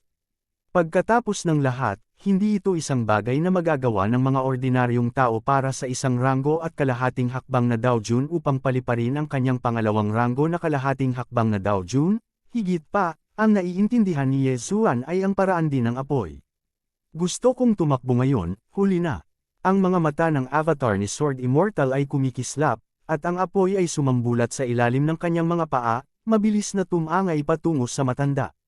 Bagamat hinarangan ng matanda ang pag-atake ni Yezuan, hindi niya mapigilan ang sunod-sunod na pag-atake. Agad siyang natalo ng flame defense at napatay. Kabanata 2016 na Facing Dao Jun. Matapos mamatay ang matanda, pinandilatan siya ng Sword Immortal clone, at ang apoy na sumunog sa bangkay ay napatay. Nagmamadaling lumapit si Yezuan, dinala ang kanyang bangkay sa lugar ng paglunok, at pagkatapos ay sinuri ang isang buto ng apoy at isang buto ng yelo. Dahil kaya kung lumunin ang daw ng apoy at makalusot sa isang kalahating hakbang na dawis, kung gayon dapat ay kaya. Kuring lumunin ang daw ng apoy at pagbutihin ang aking pangunawa sa daw ng apoy. Napaisip si Yezuan sa kanyang puso at nilamon ang nagniningas na dawsid na ito. Oo nga, ang kanyang pangunawa sa mga apoy ay naging mas malakas. Kung alam ng iba, sapat na para mabigla sila hanggang mamatay. Dapat mong malaman na pagkatapos makuha ang dawsid, karamihan sa mga tao ay humawak na lamang ng kaliwanagan, sa halip na direktang lunukan ito tulad ni Yezuan, upang mapabuti ang pangunawa. Nangangahulugan ito na ang bilis ng pagpapabuti ni Yezuan ay magiging mas mabilis kaysa sa iba. Ang isang daos na binhi sa gitnang yugto ng paunang paghalay, kung ang isang tao ay lubos na mauunawaan ito, kung gayon ang kanyang daos na binhi ay maaari ding umabot sa antas ng gitnang yugto ng paunang paghalay. Gayunpaman, batay sa nakaraang karanasan, nakalunok pa ako ng isa. Ang binhi ng daw sa gitnang yugto ng paunang paghalay ay para lamang madagdagan ng karanasan, at hindi nito hahayaan akong direktang mag-upgrade sa gitnang yugto ng paghalay. Naisip ni Yezuan sa kanyang sarili, pagkatapos ng lahat, ang kanyang karanasan sa pag-level ay higit pa sa karaniwang tao. Ang fire dawsid ng matandang ito ay nasa gitnang yugto ng inisyal na condensation, ngunit ang kanyang ice dawsid ay nasa maagang yugto. Half-step Daojun realm, ay maaaring paikliin ng maramihang mga daw species, ngunit dapat maging maingat. Direktang nilamon ni Yezuan ang ice dawsid na ito, at pagkatapos ay mayroong ice dawsid sa kanyang katawan. Hindi lang iyon, ngunit maging si Shulao ay mayroon nito sa kanyang katawan. Parang share talaga ang Taoism. Gayunpaman, ang ice dawsid ay walang silbi kay Yezuan.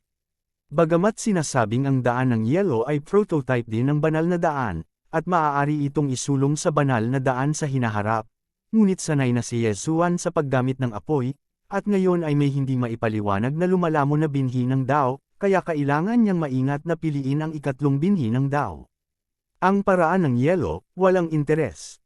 Gayunpaman, dahil direkta niyang malalamon ang binhi ng Dao, at pagkatapos ay i-condense ang katumbas na binhi ng Dao, hindi mahalaga, lunukan mo lang ito, baka siya ang unang mag-improve.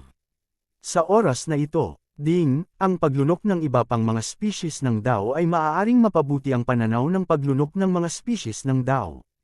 Biglang tumunog ang isang system prompt. Natigilan si Yezuan, pagkatapos ay ipinikit ang kanyang mga mata at napagtanto ito. Sa susunod na sandali, ang malamig na yelo na binhi ng Dao ay hinigop ng lumalamon na binhi ng Dao. Bago naisip ni Yezuan na ang lumalamon na binhi ng Dao ay mapapabuti sa pamamagitan ng paglunok ng mga bagay, ngunit ngayon ay tila bilang karagdagan sa paraan ng pagpapahusay na ito, ang karanasan ay maaari ding mapabuti sa pamamagitan ng paglunok ng dawsid ng 2 beses.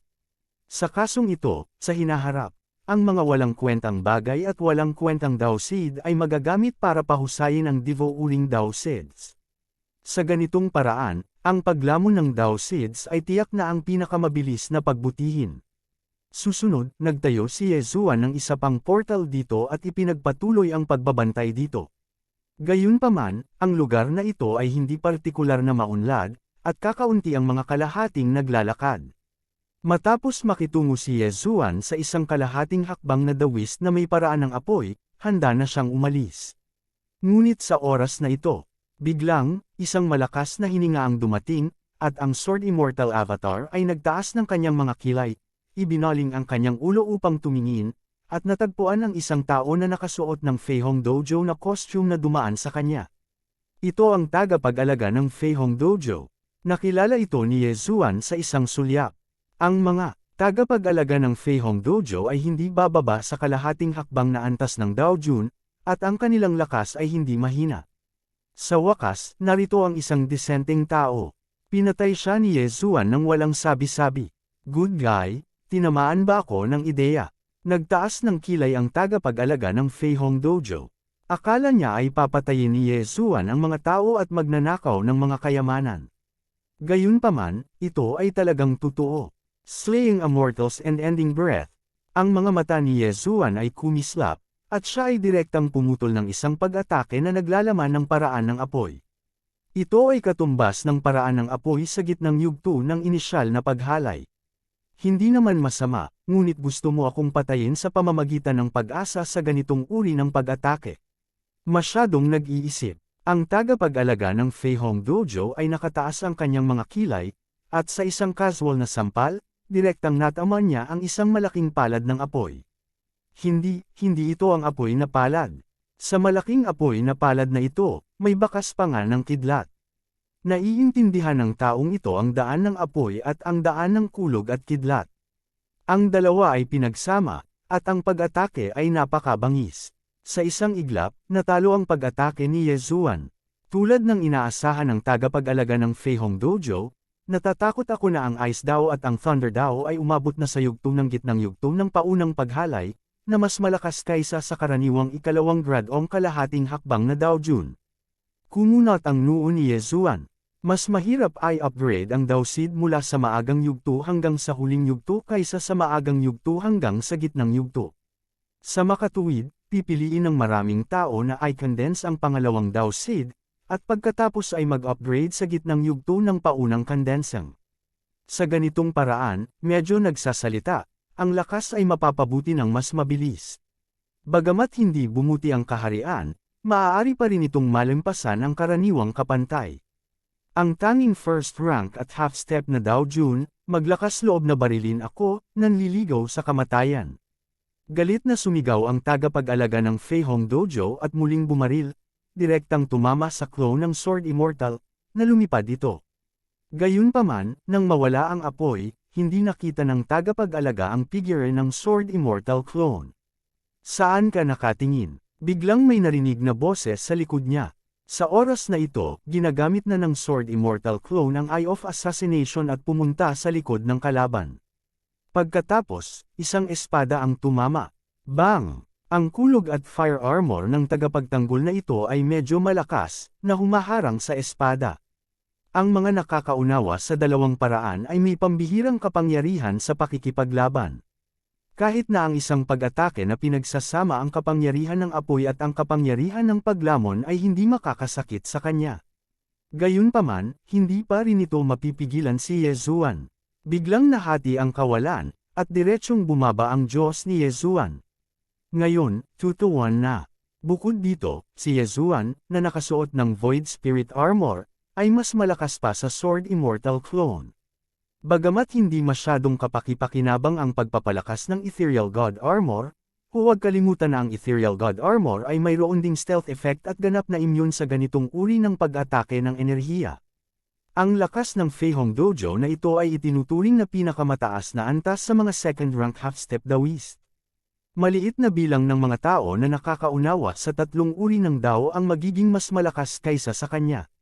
Sa makatuwid, tumagal ng mahabang panahon para linisin siya ni Ye Zuan. Ang labanang ito ay tumagal ng kalahating minuto, at hindi alam ng magkabilang panig kung ilang round na ang kanilang nilalabanan. Makalipas ang kalahating minuto, sa wakas ay natalo ang tagapag-alaga kay Ye Zuan at pinatay niya. Pagkatapos ng kanyang kamatayan, mabilis na nagwala si Ye Zuan at iniligpit ang katawan. Ang binhi ng apoy sa gitnang yugto ng paunang paghalay ay nilamon ni Ye Zuan. Para naman sa Thunder Seed sa gitnang yugto ng inisyal na condensation, nag-condense din ito ng Thunder Seed sa katawan ni Ye Zuan, at pagkatapos ay hinayaan ni Ye Zuan na lamunin nito ang Tao Seed, nilamon itong Thunder Dao Seed para mapabuti ang karanasan. Pagkatapos, itinapon ni Ye Zuan ang kanyang bangkay sa isang tunay at peking maskara, at pagkatapos ay nagbalat kayo bilang tagapag-alaga na ito. Lumalabas na ang Flying Star Sword Order ang susi para ma-unlock ang Fei Xing Dao Jun Dangfu. May 9 na piraso sa kabuuan, na nasa kamay ng bawat avenue, at itong piraso ng Flying Star Sword Order na nasa kamay ko ay ang ika-9 na piraso. Napaisip si Ye Zuan sa kanyang sarili. Si Fei Xing Dao Jun, sa katunayan, ay hindi isang malakas na Dao Jun, ngunit isang kalahating hakbang lamang na Dao Jun, ngunit naiintindihan niya ang isang Dao na hindi maiintindihan ng maraming tao. Ang paraang ito ay tinatawag na Kendo. Kabanata 2017 bumalik sa Fei Hong Dojo. Ang Kendo ay isa rin sa 9 na mga banal na paraan, ngunit hindi tulad ng paraan ng apoy at ang daan ng yelo. Ang paraang ito ng kendo ay mataas sa 79 na mga banal na paraan, at ito ay lubhang makapangyarihan. Sa makatuwid, ang Tao of the Sword of the Flying Star Dao Jun ay nakaakit ng atensyon ng iba't ibang larangan ng Dao. Ang paglamon sa tao ay mas mabuting pagbutihin, at ang apoy ng apoy ay mabuti din, ngunit ang tanging bagay na magagamit sa labanan ay ang apoy ng apoy. Kung makuha ko ang tao ng tibak, ang aking lakas ay mapapabuti ng mga paglundag. Kinaikit ni Yezuan ang kanyang mga mata at nag-isip. Halatang interesado rin siya sa ganitong uri ng espada. Pagkatapos ng lahat, mayroon din siyang Sword Immortal Bloodline sa kanyang katawan. Kung makukuha niya ang ganitong uri ng Sword Dao, ang kanyang kapangyarihan ay mapapabuti ng husto. Sa ngayon, nagbago lang siya sa hitsura ni Wu Xinghai, ang tagapag-alaga ng Fei Hong Dojo, at pagkatapos ay sinira ang kawalan hanggang sa likod. Minsan na siyang nakapunta sa Fei Hong Dojo, kaya minarkahan ito. At pagdating niya sa Fei Hong Dojo, may sumalubong agad sa kanya at nagtanong, Hu Fu, may mapapala ba ako sa paglabas sa pagkakataong ito? Oo, may balita daw sa Flying Star Sword Order sa Sihei Valley. Tumango si Yezuan. Tapos ikaw, kakaibang tanong ng guardian, dahil may balita, ano ang gagawin ni Wu Xinghai pagbalik niya? Ang taong iyon ay isa ring kalahating hakbang na dawist, ngunit ang kanyang lakas ay malakas. Sinasabi na ang isang pangalawang ranggo na kalahating hakbang na dawist ay nahulog, kaya kung sakali, babalik ako at maghanap ng makakasama ko. Sinadya ni Yezuan. Ang gumamit ng totoo at peking maskara sa pagkakataong ito ay ang aktwal na clone ng Sword Immortal. Ang Sword Immortal clone na nakasuot ng Void Spirit Armor ay walang boosting effect. Ngunit hindi ito nangangahulugan na hindi na siya makakagamit ng iba pang magic weapon. Gamit siya para itago ito, mas komportable rin si Yezuan. Tungkol naman sa kanyang bathala, talagang nag-squat pa siya sa Sihei Valley, naghihintay ng ilang tao na pumunta sa pinto. Kahit si Hu Fu, iniisip niya na hindi siya kalaban. Para siyang walang awa na karakter. Teka, tatawagan ko si Hu Fulao, at sabay tayong tatlo. Umalis ang tagapag-alaga pagkatapos magsalita, ngunit maya-maya, may kasama siyang ibang tao. Pareho silang nasa second rank at half-step na Daojun Realm, ngunit si Wu Xinghai ang pinakamalakas na individual na lakas. Pagkatapos, sabay-sabay na umalis ang tatlo at nagtungo muli sa lambak ng Sihei. Sa kanilang bilis, aabutin ng mga 2 o 3 araw bago makarating. Sa panahong ito, natagpuan ng ilang tao ang Sihei Valley, ngunit lahat sila ay isang grupo ng mga Diyos na walang talo. Mayroon lamang 2 half-step na antas ng Daojun, at lahat sila ay mga first-rank half-step na Daojun, ngunit binigyan din nila si Yezuan ng maraming Taoism. Pagkalipas ng 2.5 araw, dumating ang Sword Immortal clone kasama ang mga tagapag-alaga ng 2 Fei Hong Dojo. Hu Fu, ito ay Sihei Valley, tama. Nasaan ang taong iyon? Tanong ni Protector Lian. Ang Sword Immortal clone ay huminto at nagsabi, nag-iwan ako ng kulog at apoy na marka sa kanya, at ang kabilang partido ay nakabaon pa rin dito at hindi umaalis. Napakatapang nito, tayo na. Pagkatapos magsalita, nanguna na lang siya at sumugod.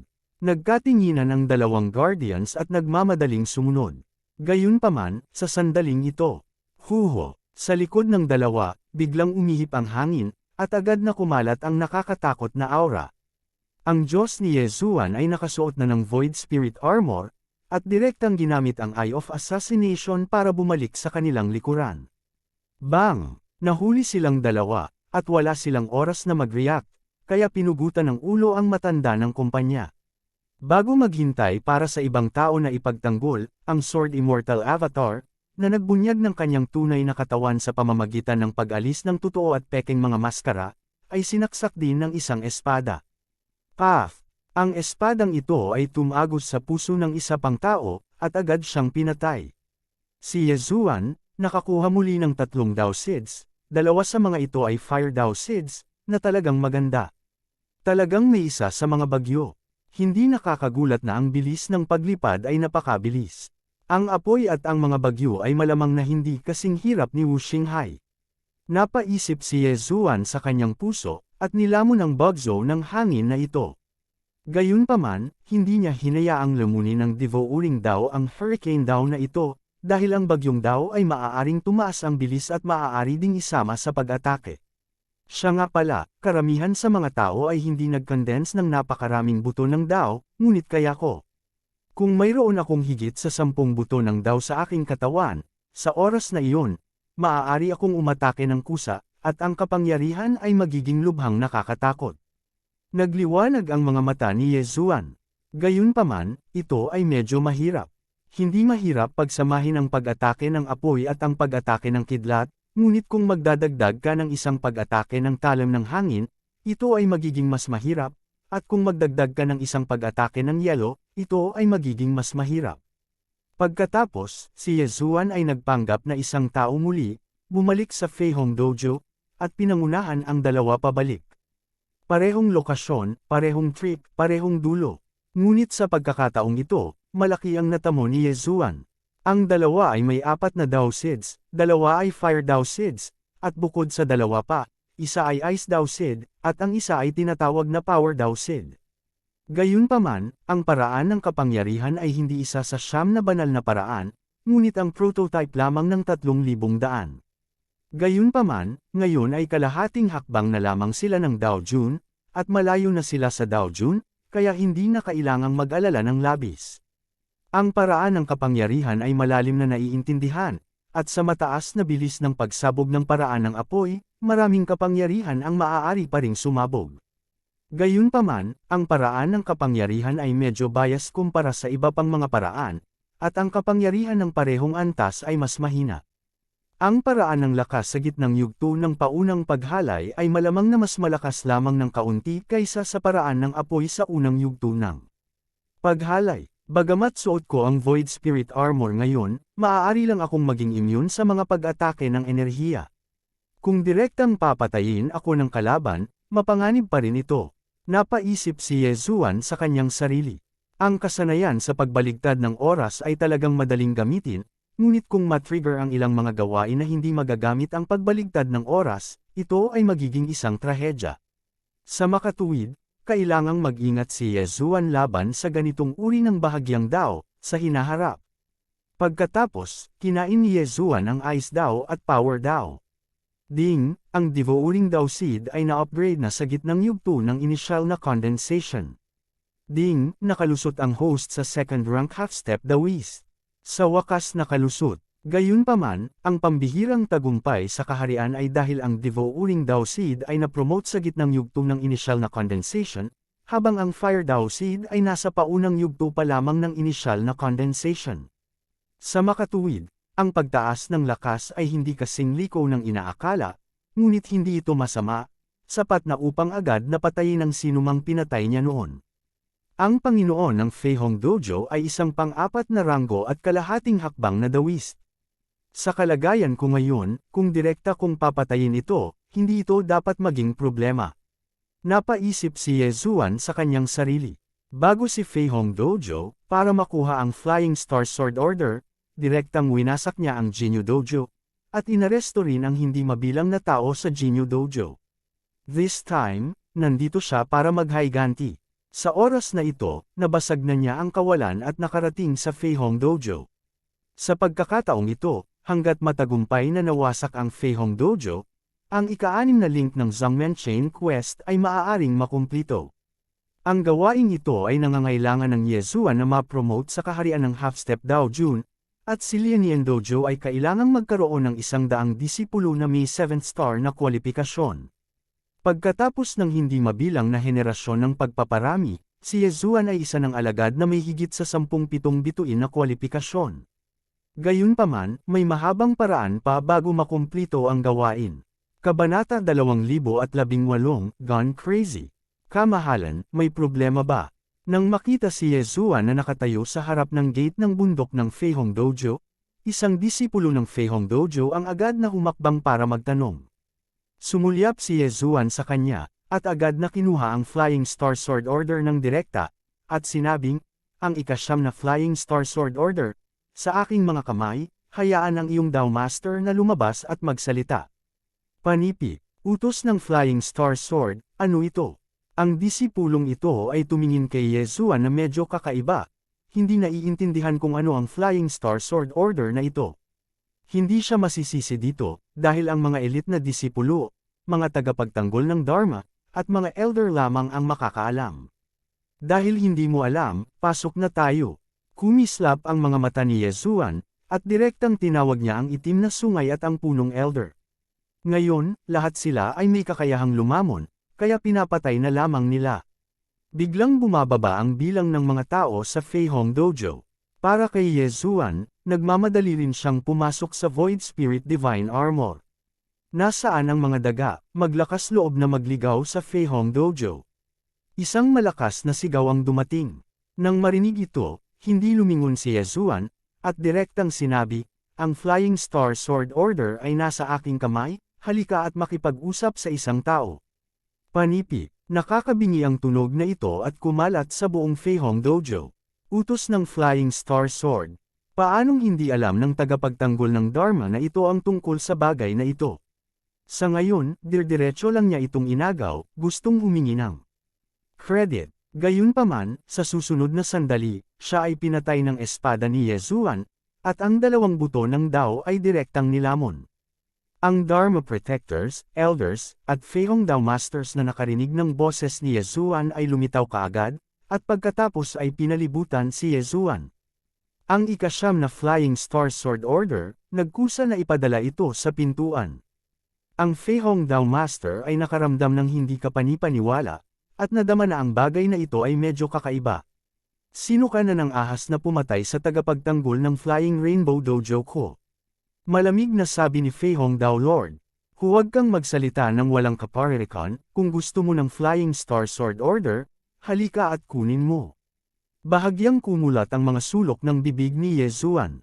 Boy, huwag kang maging talamak, kahit isang second-grade half-step na si Dao Jun ay nangangahas na tumawid sa harap ng ating Dao Master, mamamatay ka sa isang miserableng kamatayan. Sabi ng isang elder mula sa Flying Rainbow Dojo. Sumulyap si Yesuan sa kanya, pagkatapos ay tumingin sa paligid sa grupo ng mga half-step na Dao Monarch sa paligid niya, at sinabing, dahil hindi ka kumikilos, hayaan mo akong pumunta. Panipi, nang bumagsak ang mga salita, kumikilos na siya.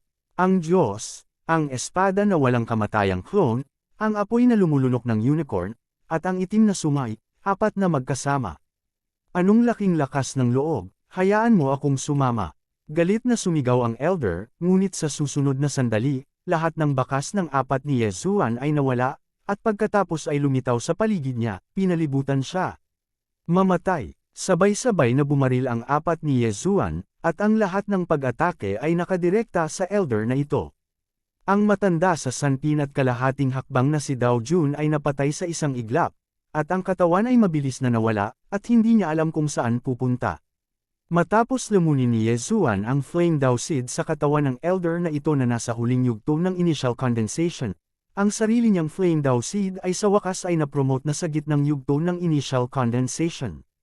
Attack power, mas malakas. Ibinahagi ni Hejiao, Shu Lao at ang iba pa ang Dao Seed kay Yesuan, at ang Flame Dao Seed ay na-promote mula sa unang yugto ng initial na condensation hanggang sa gitnang yugto ng initial na condensation, at ganoon din ang ginawa nila. Bago makapag-react ang lahat, ginamit ni Yesuan ang Eye of Assassination para mag-flash sa likod ng isang elder. Boom! Isa pang magkasanib na pag-atake, at ang matanda na ito ay nahulog din sa isang iglap. Fei Hong Dojo, mayroon lamang 2-3 baitang at kalahating hakbang na si Dao Jun, at ngayon ay bumagsak na silang lahat. Oh, ito pala ay isang Soul Eater Dao species. Nagtaas ng kilay si Yesuan, medyo nagulat. Narinig niya ang tungkol sa Soul Devouring Dao species minsan, at iyon ay ang Golden Feather Dao Master, na medyo bihirang Dao species, ngunit ito ay isang prototype lamang ng Great Dao. Ngayon, nagawa na ni Yesuan na pagsamahin ang tatlong pag-atake ng Flame Dao species, ang Devouring Dao species, at Thunder Dao species, na napakalakas. Kung idaragdag mo itong nakakasakit sa kaluluwa na Soul Eater na species ng Dao, ang lakas ng pag-atake ay magiging mas malakas. Hanapin mo si kamatayan. Sa oras na ito, sa wakas ay naintindihan na ng Fei Hong Dao Master, at direkta siyang naging streamer at inatake si Yesuan. Ang bilis ng Fei Hong Dao Master na ito ay napakabilis kaya nagulat si Ye Zuan, ngunit narinig ng huli na naiintindihan ng Fei Hong Dao Master ang Dao of the Wind, at ito ay nasa maagang yugto ng Xiao Cheng, at ang kanyang lakas ay napakalakas. Pero paano yun? Smack! Ang Fei Hong Dao Lord ay lumapit sa mukha ni Ye Zuan sa isang iglap, at pagkatapos ay hinampas ang kanyang palad. Sa Void Spirit Divine Armor ni Ye Zuan. Ang palad na ito ay karunungan ng Fei Hong Dao Master, at ang paraan ng palad ay pinagsama sa daan ng hangin, hanggat tinatamaan nito ang kalaban, hindi mabilang na wind blades ang bubuo sa katawan ng kaaway, at pagkatapos ay lalabas sa katawan. Minsan, ginamit ng Fei Hong Dao Master ang trick na ito para pumatay ng 4 na ranggo at kalahating hakbang na Dao Monarch. Nakakalungkot lang na si Ye Zuan ay nakasuot ng Void Spirit Divine Armor, at ang pag-atake ng Dao ay agad na nahiwalay, at ang impact ng palad ay naharang din ng pisikal na depensa ng Void Spirit Divine Armor. Ye Zuan, hindi nasaktan. Paano ito posible? Nang makitang walang magawa si Ye Zuan, nagulat ang Fei Hong Dao Lord, at bago pa siya makapag-react, sina Ye Zuan at Shu Lao at ang iba pa ay naglunsad ng pag-atake. Boom! Umiihip ang hangin. Sa kabutihang palad, sinamantala ng Fei Hong Dao Master ang kanyang pambihirang bilis at nakatakas sa sakuna. Dahil hindi ito magagawa ni Ye Zuan, pagkatapos ay atakihin ang iba. Kaya lang wala pa ring silbi. Matapos tamaan nina He Jiao at Shu Lao ang dalawang palad na ito, sila ay talagang nabugbog ng talam ng hangin na lumabas sa kanilang mga katawan, ngunit sa isang kisap mata, silang dalawa ay muling lumitaw. Para sa Sword Immortal Clone, ito ay isang tunay na walang talo na pag-iral, kahit na ang lakas ng Fei Hong Dao Lord ay tumaas ng 100 o 1,000 beses, imposibleng patayin ang Sword Immortal Clone. Ang lakas nitong Fei Hong Dao Lord ay pambihira, lutisin muna natin ang iba. Naisip ni Ye Zuan sa kanyang puso, ipagpatuloy lang ang pagbaril. Sa loob ng ilang segundo, ang grupo ng first grade at second grade half-step na Dao Monarchs ay napatay lahat, at pagkatapos ay kinolekta ang mga bangkay at ang mga Dao species ay hinuberan. Ang pangunawa ni Ye Zuan sa Dao ay lumalim, at ang kanyang pagiging epektibo sa pakikipaglaban ay natural na tumaas. Bastos! Nang makita ito, hindi napigilan ng Fei Hong Dao Lord na tumangala sa langit at galit na sumumpa. Kung ang mga Dharma Protector at Elder ay patay na, hindi ba siya, ang Fei Hong Dojo, ay isang kalahating hakbang na Dao Monarch? Gusto kitang patayin. Ang Fei Hong Dao Master ay nagngangalit na at patungo kay Ye Zuan. Gayunpaman, hindi gumana ang kanyang pag-atake, kaya't lalo siyang nenas. Kaya't pagkatapos ng kalahating minuto, nabaliw siya. Wow! Ang Fei Hong Dao Master ay nasa ulirat, at hindi man lang niya inatake si Ye Zuan, ngunit binaril ang grupo ng mga disipulong dojo sa ibaba. Pinatay ng Dao Master ang mga disipulo sa sekta, ano ang nangyayari? Tumakbo, nabaliw na ang Dao Master. Tara na. Ang eksenang ito, kahit si Ye Zuan ay hindi inaasahan, dahil sa kanyang orihinal na plano, gusto niyang gamitin ang paraan ng pagkonsumo para ubusin itong Fei Hong Dao Master, ngunit sa hindi inaasahang pagkakataon, nabaliw ang kabilang partido, at pagkatapos ay nagpatuloy sa pagpatay. Tigilan mo siya. Si Ye Zuan ay malakas uminom.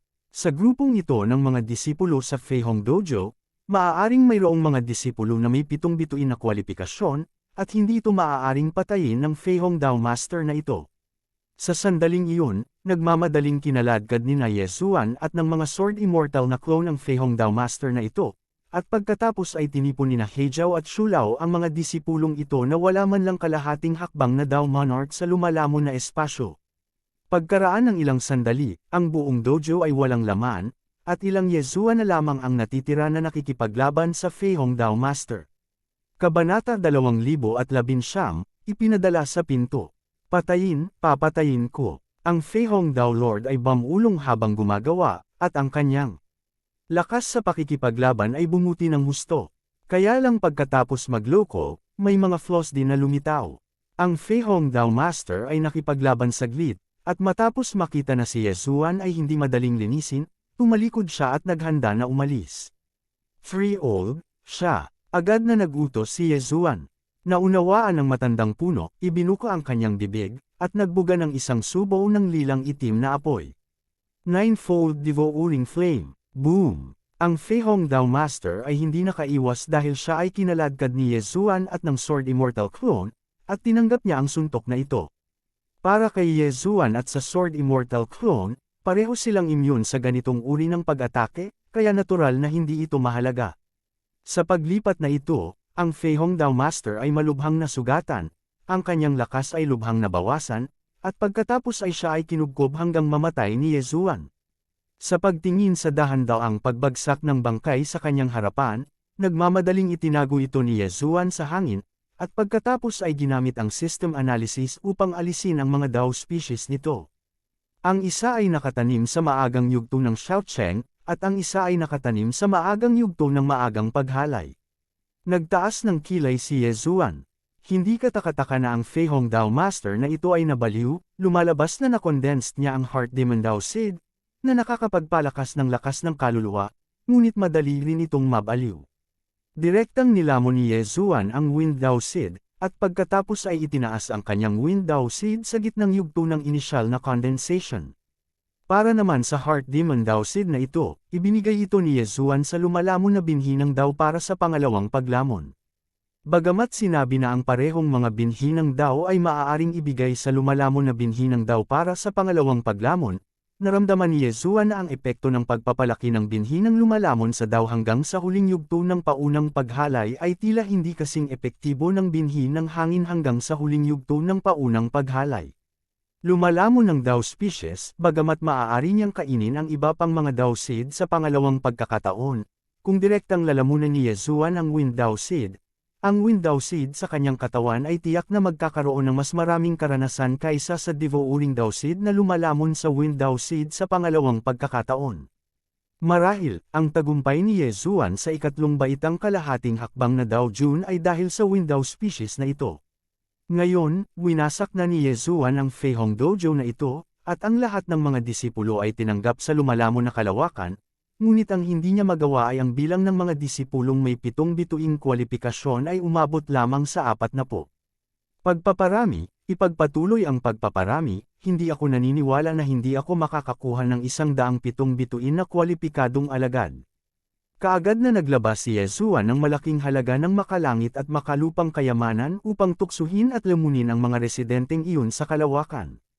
Sa relatibong pagsasalita, ang mga taong may mataas na kaharian ay magkakaroon ng mas mahusay na mga kwalifikasyon para sa mga supling ng pagpaparami, tinatansya ni Ye Zuan na pagkaraan ng ilang sandali, ang gawaing ito ay matatapos. Gayunpaman, sa Qiankun Ring ng Fei Hongdao Lord na ito, walang Flying Star Sword Order. Nagmamadaling hiniling ni Ye Zuan kay Megatron na hanapin ang kanyang kaluluwa, at nalaman na ang Fei Hongdao Master na ito ay hindi nakakuha ng Flying Star Sword Order, ngunit naghahanap lamang ng Great Dao Field. Hanggat nahanap niya ang Flying Star Sword Order, ang Avenue Field na ito ay magbibigay sa kanya ng maraming reward. Sa anumang kaso, ang paghihiganti ng Golden Feather Dojo ay kalahating. Naipaghiganti, Shishao Dojo, Luo Dojo, Golden Lion Dojo. Maraming natutunan si Ye Zuan mula sa alaala nitong Fei Hongdao Master. Ang iba pang 8 Flying Star Sword Order ay nasa kamay ng mga Dao Masters na ito. Ngayong lumabas na ang ika-9 na Flying Star Sword Order, pagkatapos malaman ng mga Dao Masters na ito, tiyak na hahanapin nila ito, at pagkatapos ay buksan ang Flying Star Cave Mansion. Naisip ni Ye Zuan sa kanyang puso, dahil ito ang kaso, mas mabuting siya na mismo ang magpadala nito sa pintuan. Sa sandaling iyon, agad siyang nagsimulang magmadali, umalis sa lugar ng Fei Hong Dojo at nagmamadali patungo sa pinakamalapit na Golden Lion Dojo. Ang Golden Lion Dojo na ito ay 10 beses na mas malakas kaysa sa Fei Hong Dojo, na sapat na upang tuklasin ang Flying Star Cave Mansion. Pagkatapos ng maraming teleportasyon, sa wakas ay dumating si Ye Zuan sa paligid ng Golden Lion Dojo, at pagkatapos, nagpadala si Ye Zuan ng isang Sword Immortal Clone para ipadala. Ang Sword Immortal Clone ng 2nd grade half-step na Dao Jun, kahit na ang lakas ay hindi kasing ganda ng 4th grade half-step na Dao Jun, sapat na ito para linisin ang pangkalahatang 3rd grade at half-step na Dao Jun. Higit sa lahat, hindi siya matatalo. Hindi nagtagal, ang Sword Immortal clone ay pumasok sa Golden Lion Dojo. Golden Lion Dojo, ang ika-9 na Flying Star Sword Order ay nasa aking mga kamay. Isang malakas na sigaw ang umalangaw-ngaw sa kalangitan sa itaas ng Golden Lion Dojo, at sa sandaling iyon, ang mga Dharma Protectors, Elders, at Dao Masters ng Golden Lion Dojo ay lumitaw lahat. Ang ika-9 na Flying Star Sword Order, nanliit ang mga mata ng Golden Lion Dao Master, at talagang direktang bumaril siya, naghahanda na patayin ang Sword Immortal clone at agawin ang Flying Star Sword Order. Nakakalungkot na ang Sword Immortal clone ay isang invincible existence, at ang pag-atake ay hindi makakatulong sa kanya. Hindi siya patay. Hindi makapaniwala ang Golden Lion Daoist at buong lakas siyang bumaril. Dumagundong. Isang malakas na ingay ang kumalat sa Golden Lion Dojo, at nakakagulat na ang Sword Immortal clone lang ng second grade half-step na Dao Monarch ang lumaban sa lahat ng pag-atake ng Golden Lion Dao Master. Ito ay hindi ka panipaniwala, dahil hindi mo ako kayang patayin, bakit hindi ka umupo at magsalita? Ngumisi ang Sword Immortal clone. Paano mo gustong makipag-usap? Ang Golden Lion Daoist ay dulang at sinabi, napakasimple nito, para sa iyo na makipag-ugnayan sa ibang tao na mayroong Flying Star Sword Order para sabay na buksan ang Flying Star Cave Mansion. Kung gusto mo ang Flying Star Sword Order na ito, dapat ay may higit kang karapatang magsalita, basta papasok ako sa Flying Star Cave Mansion, pagkatapos itong Flying Star Sword Order ay ibibigay sa iyo. Sabi ng Sword Immortal clone. Ganon ka-simple. Ang Golden Lion Daoist ay medyo hindi kumbinsido. Siyempre hindi, ang aking piraso ng Flying Star Sword Order ay katumbas ng pagbebenta nito sa iyo. Kailangan kong bilhin mo ito gamit ang Dao Seed. Para sa Flying Star Sword Order, ibibigay ko ito sa iyo pagkatapos kong makapasok. Umiling ang Sword Immortal clone at sinabing, anong klaseng Dao ang kailangan mo? Tanong ng Golden Lion Daoist. 100 Flame Dao Species, Wind Dao Species, Thunder Dao Species, at 1,000 iba pang uri ng Dao Species. Direktang inireseta ni Yezuan ang mga kondisyon. Nang marinig ito, medyo nagulat ang Golden Lion Dao Master, at nagtanong, isa ka ng second grade half-step na Dao Monarch? Kailangan mo pa ba itong Dao Species? Panipi, ang mga buto ng Dao sa gitnang yugto ng paunang paghalay ay maaaring gamitin ng mga tao upang maunawaan, ngunit isa lamang ang kailangan para sa kaliwanagan. Kaya maraming mga uri ng Dao ang maaari lamang ibigay sa maraming tao ng sabay-sabay, at hindi sila may papatong. Yezuan, ano ang gusto mong gawin ng napakaraming uri ng Dao? You don't need to worry about it. Yun lang naman ang gusto ko, it's your business kung mag-trade ka man o hindi. Sword Immortal Doppelganger. Okay, maaari kong ipahanda sa mga tao ang mga buto ng Dao na ito, ngunit ipagpapalit ko sila kapag nakarating na ako sa tarangkahan ng Flying Star Cave Mansion. Sabi ng Golden Lion Daoist. Okay, pumayag si Yezuan, ngunit hindi pa rin niya sinabi ang ikalawang kalahati ng pangungusap, ibig sabihin, pagkatapos na makapasok sa Flying Star Cave Mansion, maghihiganti siya para sa araw na ito. Kung ganoon, abay aabisuhan ko agad ang iba. Pagkatapos magsalita ng Golden Lion Daoist, lumingon siya at sinabing, mag-ayos ka ng tirahan para sa kanya. Panipi, sinabi nga, sa katunayan, ito ay upang magpadala ng isang tao upang bantayan ang Sword Immortal clone upang maiwasan ang Sword Immortal clone mula sa pagtakas. Gayunpaman, ang pag-aalala na ito ay walang batayan. Ang dahilan kung bakit nagkusa si Yezuan na ipadala sila sa pintuan ay dahil ayaw niyang isa-isa ang Flying Star Sword Order. Tutal, gusto lang niyang pumasok sa Flying Star Cave Mansion. Sa ganitong paraan, mabilis kang makapasok. Oo naman, sa loob ng isang araw, ang Golden Lion Dao Master ay nag-organisa ng isang mahusay na lakas tao, at para sa iba pang 7 tao, handa na sila. Nag-set up na sila ng teleportation array sa labas ng Flying Star Cave Mansion, kaya direkta silang nag-teleport. Kabanata 2020 Flying Star Cave Mansion. Sinundan ni Yezuan ang koponan sa Golden Lion Dojo at nakilala ang mga tao mula sa ibang mga partido. Ang 7 iba pang tao ay pawang mga makapangyarihang dojo, hindi mas masahol pa sa Golden Lion Dojo. Ang pinakamalakas ay umabot na sa rurok ng ika-6 na ranggo na kalahating hakbang na Dao Jun, at isang hakbang na lang ang layo niya mula sa pagpasok sa mataas na antas na kalahating hakbang na Daojun. Golden Lion, hindi ko inaasahan ang huling Flying Star Sword Order na ibibigay sa iyo. Lumapit ang isang Daoist, na pag-usapan na noon, lahat ay papasok ng sama-sama, at pagkatapos ay ang ani ay hahatiin sa 9 na bahagi, at ako, ang Golden Lion Dojo, ay magkakaroon ng 2. Sabi ng Golden Lion Daoist, walang problema, sunod-sunod na tumango ang lahat. Pagkatapos, pumasok sila sa entrance ng Fishing Cave Mansion at isa-isang inilagay ang Fishing Sword Orders. Pagkaraan ng ilang sandali, ito na ang ika-9 na Flying Star Sword Order. Ang gusto mo ay nasa Qiankun Ring. Ang Golden Lion Daoist ay naghagis ng Qiankun Ring kay Yezuan, na sinuri ito at inihagis ang Flying Star Sword Order. Pagkatapos, biglang bumukas ang gate ng Fishing Cave Mansion. Ang Golden Lion Daoist na ito ay gustong pumatay ng mga tao at mang-agaw ng mga kayamanan, ngunit kalaunan ay nakita niya na si Yezuan ay nasa kaharian lamang ng isang pangalawang ranggo at kalahating hakbang na Daoist, at tiniis niya ang napakaraming pag-atake mula sa kanya nang hindi nasaktan, kaya naunawaan niya na ang background ng kabilang partido ay hindi maliit. Sa makatuwid, pagkatapos magbukas ng gate ng Fishing Cave Mansion, ayaw na niyang pumunta kay Yezuan. Pagkatapos ng lahat, ang mga Daoist species na iyon ay walang gaanong pakinabang sa kanila. Ang mga species ng Dao na iyon ay ang mga labi ng ilang patay na kalahating hakbang na Daojun, at marami pa sa dojo. Ang paggamit ng mga ito bilang kapalit ng Flying Star Sword Order ay talagang isang siguradong bagay. Kung tutuusin, kung pupunta si Yezuan sa ibang mga dojo, tiyak na gagawa ng ganoong transaksyon ang mga Daoist Master na iyon. Sa oras na ito, ang mga mata ng lahat ay nasa bukas na pinto, ngunit si Yezuan, na nakakuha ng maraming buto ng Dao, ay bahagyang itinaas sa mga sulok ng kanyang bibig, iniisip sa kanyang puso, napakaraming buto ng Dao, sapat na.